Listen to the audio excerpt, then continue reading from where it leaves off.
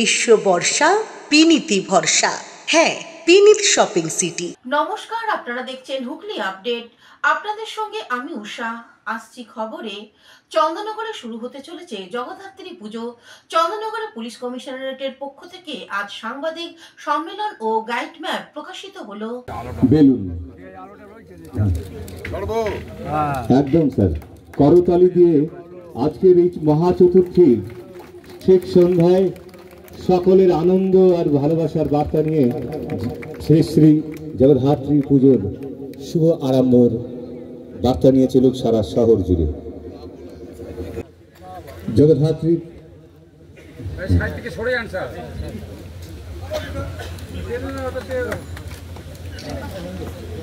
আমাদের যে পরবর্তী আর দুটো অ্যাওয়ার্ড রয়েছে স্যার, বেস্ট থিম দিলাম, এরপরে যে দুটো রয়েছে তারা পুরস্কারটা আমরা একটু পরে দিচ্ছি। আজকের যে আমাদের 2025-এর যে জগদ্ধাত্রী উৎসব, সেই সমস্ত যে আমাদের চাইল্ড কার্ড মহিলা ক্রু হয়েও আমরা পিছিয়ে নেই। বেস্ট থিম 2025 দুর্গা উৎসবের সারদা পল্লী মন্দির কমিটি মহিলা পরিচালিত পুজো। কোঅর্ডিনেশন, প্রপার কনভার্জেন্সের মধ্যে দিয়ে all credit goes to the administration. এবং আমি এবার চতুর্থবার আমাদের এখানকার সিপি এই পুজো চাক্ষুষ করবেন এবং তার অ্যারেঞ্জমেন্টের দায়িত্ব নিয়ে আসেন। এবং ডিএ মুক্তারও আমরা তারও এটা 3 বছর হবে। এবং আপনারা যারা আছেন প্রিন্ট মিডিয়ার মাধ্যমে দেখুন, আমি এই পুজোয় এখান থেকে নির্বাচিত হওয়ার আগেও একাধিকবার এসেছি। এর এত ডেপথে আমি ঢুকিনি, এখনো ঢুকি না। এবং আমি নিজেকে সম্মানিত বোধ করি যখন পুলিশ থেকে অ্যাডমিনিস্ট্রেটিভ মিটিংগুলো হয় আমাকে আমন্ত্রণ জানানোর জন্য, এবং সেখানে আমার কিছু ভিউজ, আমার কিছু ওপিনিয়ন প্লেস করতে পারি। এটাই আমার সৌভাগ্য। আমি ধন্যবাদ জানাই পুলিশ অ্যাডমিনিস্ট্রেশনকে আমাকে এখানে আমন্ত্রণ করার জন্য। শেষ দিন যে শোভাযাত্রা হয় বিভিন্ন প্রান্তে এবং ডিজিটাল ফরম্যাটের জন্য পৃথিবীর বিভিন্ন প্রান্তে it has become more popular. এবং এবারও বিশেষ কিছু আমরা অ্যারেঞ্জমেন্ট করেছি। অ্যাপার্ট ফ্রম অ্যাডমিনিস্ট্রেটিভ অ্যারেঞ্জমেন্ট, আমাদের তথ্য সংস্কৃতি দপ্তর এবং পর্যটন দপ্তর উইথ প্রপার কনভার্জেন্স আমরা কিছু করছি। এখান থেকে হয়তো ফেসবুক লাইভ অফিসিয়ালি এখান থেকে করা হবে ফর দ্য ফার্স্ট টাইম। তাও নির্দিষ্টভাবে আমি আপনাদের জানাতে পারবো 2-1 দিনের মধ্যে। আর আরেকটা কথা আমার মনে হয় বলা উচিত, বোঝা উচিত, জানা উচিত, সবাই জানেন যে এখানে প্রায় 250-300 পুজো হয়, মা জগদ্ধাত্রী আরাধনা হয়। এবং এই পুজোর জন্য যেটা সর্বোপরি প্রয়োজন সেটা হলো মায়ের পুজো, মায়ের আরাধনা যাতে খুব সুষ্ঠুভাবে সম্পন্ন হয়।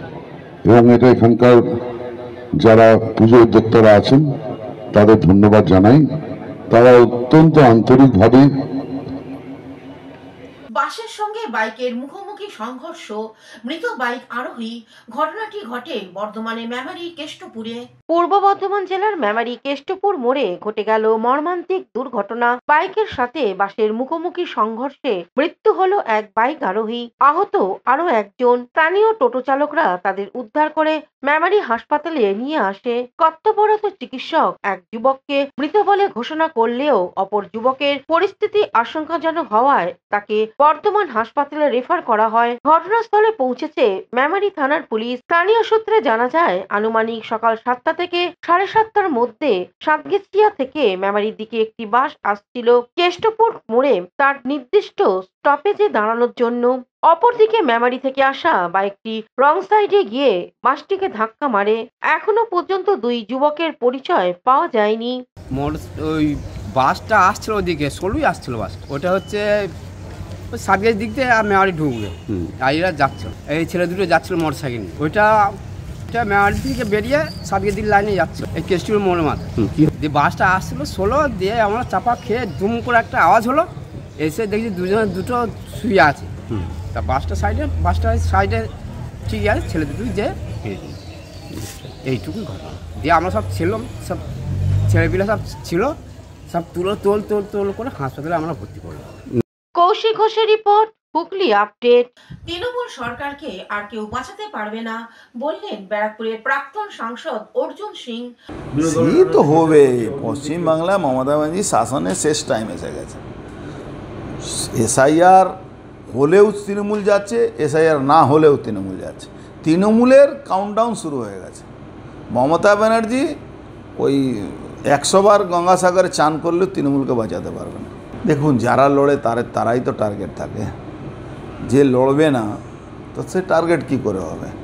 যারা লড়ে, আর সবাই তো লড়তে পারে না, কিছু কিছু মানুষ তো ভগবান তৈরি করে পাঠায়, তার মধ্যে আমরাও পড়ি, লড়াই করা যায় না। অন্যদিকে জগদ্দলের বিধায়ক সোমনাথ সেন বলেন অর্জুন সিং গ্রেপ্তার হতে চলেছে। এবার নতুন কি, আগে সুপ্রিম কোর্ট থেকে একটা রক্ষা কবচ নিয়ে ঘুরে বেড়ালো, এখন হাইকোর্ট থেকে নিয়েছে। নিজেকে বাঁচানোর জন্যে এসব করে বেড়ায়। যদি এতই বাহুবলী আর শক্তিশালী হয়, যেগুলো আপনাদের মিডিয়ার মাধ্যমে বলে একে দেখে নেব, ওকে দেখে নেব, ওই সরকার দেখে নেব, ওই সরকার দেখে দেব, আমি তো বারংবার বলছি একবার আমাকেই দেখে নিক না, তারপরেরটা বাদ বাকি নয় দেখে নেব। চ্যালেঞ্জ তো আমি সব বরাবরই রেখেছি, 2019 থেকে চ্যালেঞ্জ ছুড়ে এখানেই বসে আছি, আর আগামী দিনেও চ্যালেঞ্জ ছুড়বো, আর দেখিয়ে তো ওকে দেবই। সে 6 সপ্তাহের জন্য গঠন হোক, 12 সপ্তাহের জন্য গঠন হোক, আর 1.5 বছরের জন্য গঠন হোক, আইনি মারফতেই দেখিয়ে দেব যে গ্রেফতারি ওর একদম অনিবার্য। ওর গ্রেফতারি আমি, দেখুন, আজ থেকে 2 বছর আগে বলেছি কি অর্জুন গ্রেফতার হবেই, আর অর্জুনকে গ্রেফতার করাবই। আর আজকেও এখানে বসে বলছি, কেবল একটু শান্ত আছি এখন, কটা দিন যেতে দিন, ওকে বোঝাবো গ্রেফতারি কাকে বলে আর কীভাবে ও গ্রেফতার হয়। উনি বলেছেন তৃণমূলের শেষ সময়, তৃণমূলের কাউন্টডাউন শুরু হয়ে গেছে। মমতা বন্দ্যোপাধ্যায় 1000 বার গঙ্গাসাগরে স্নান করলেও কিছু করতে পারবেন না। দেখুন, নির্লজ্জ বেহায়ের অনেক রকম ব্যাপার হয়, কিন্তু এই যে কোন ক্যাটাগরির নির্লজ্জ বেহায় আমি তা জানি না।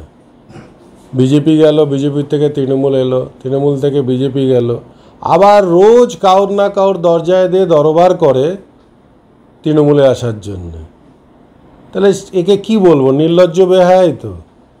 এই ধরনের কথা বলে না ও নিজেকে টিআরপিটাকে বাড়ায়, লাইমলাইটে থাকার চেষ্টা করে। রোজ কোনো না কোনো নেতৃবৃন্দর দরজায় ও যে দাঁড়িয়ে থাকে ভোরবেলায়, যে আমাকে পুনরায় তৃণমূলে নিয়ে নেওয়া হোক। তাহলে সেই মানুষটার আর এইসব কথা বলে কোনো লাভ আছে?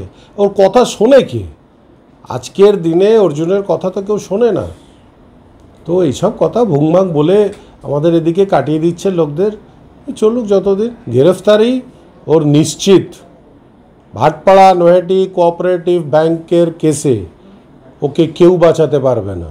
যতদিন রক্ষা কবচ আছে ততদিন ও বেঁচে আছে। রক্ষা কবচ যেদিনকে যাবে ওর গ্রেফতারি নিশ্চিত, কেউ ওকে বাঁচাতে পারবে না। আদালতই, যে আদালত ওকে আজকে গ্রেফতারির পরোয়ানার থেকে বাঁচাচ্ছে, সেই আদালতই ওকে গ্রেফতার করার নির্দেশ দেবে, এবং কলকাতা হাইকোর্টই দেবে। সেটা দেখুন, খালি রক্ষা কবচ যেটা নিয়ে রেখেছে এটা যেতে দিন, ওর গ্রেফতারি নিশ্চিত। সেদিকে এগোচ্ছে, ও নিজেও বুঝতে পারছে, যার জন্য এসব কথা বলে। সিট গঠনে সব রকম সহযোগিতা। এখন নিয়ে নেব বিজ্ঞাপন বিরতি। বিরতির পর ফিরে আসছি খবরে।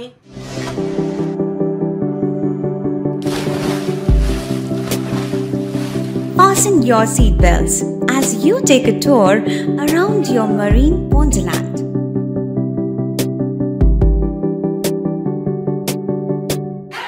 Spend a day at Aqua Marina and enjoy an array of water slides that give you butterflies in your tummy.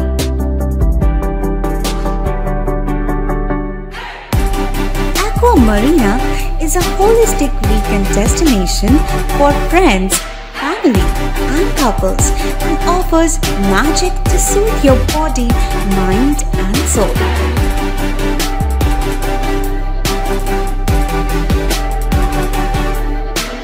Aqua Marina, your customized magician.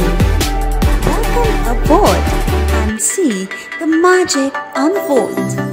শীত গ্রীষ্ম বর্ষা পিনিতি ভরসা। হ্যাঁ, পিনিত shopping city.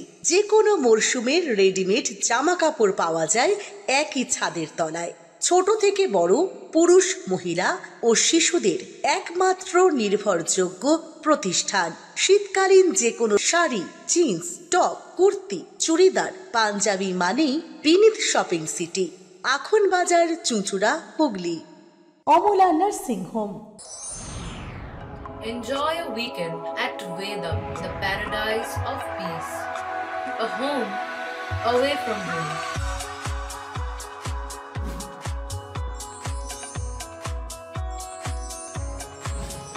See yourself resonating with the nature. Vedam welcomes you to create your best memories. বিরতির পর ফিরে এলাম খবরে।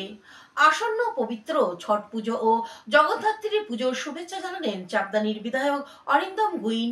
আমাদের হুগলি জেলা জগদ্ধাত্রী পুজোর জন্য বিখ্যাত, যেখানে হাজার হাজার মানুষ আছেন, বাইরে থেকে বিভিন্ন জায়গা থেকে, দেশ থেকে বিদেশ থেকেও মানুষ আসেন চন্দননগরের লাইট, চন্দননগরের জগদ্ধাত্রী দেখার জন্য। চন্দননগরের পরই যদি কেউ থাকে উড়িষ্যা, আর তারপরেই হচ্ছে আমাদের ছট পুজো। যে ছট পুজোয় আমরা দেখি আমাদের ইসরা বলুন, চাপদানি বলুন, এই অঞ্চলে বহু মানুষ আছেন যারা ছট পুজো করেন। তো ছট পুজো রইল আমার অগ্রিম শুভেচ্ছা। সকলে ভালো থাকুক, সুস্থ থাকুক। আর আমাদের এই বাংলা সব ধর্মের মানুষ, সব বর্ণের মানুষের বাংলা। আমাদের ধর্ম যার যার, উৎসব সবার। আমাদের মাননীয় মুখ্যমন্ত্রীর কথাই বলেন। তো আমরা সেই গণেশ পুজো থেকে শুরু হয়েছে দুর্গা পুজো, কালী পুজো, ছট পুজো, জগদ্ধাত্রী পুজো, তারপরে ২৫ ডিসেম্বর বড়দিন। আমরা যে যার ধর্মকে যেমন পালন করি, অন্য ধর্মকে আমরা সম্মান করি। তো আমাদের এই বাংলা সবাই মিলে একসাথে আমরা বাস করি, আর আমরা সবাই উৎসবে সামিল হই। এটাই আমাদের বাংলা। আমি সকলকে আরেকবার শুভেচ্ছা জানাই।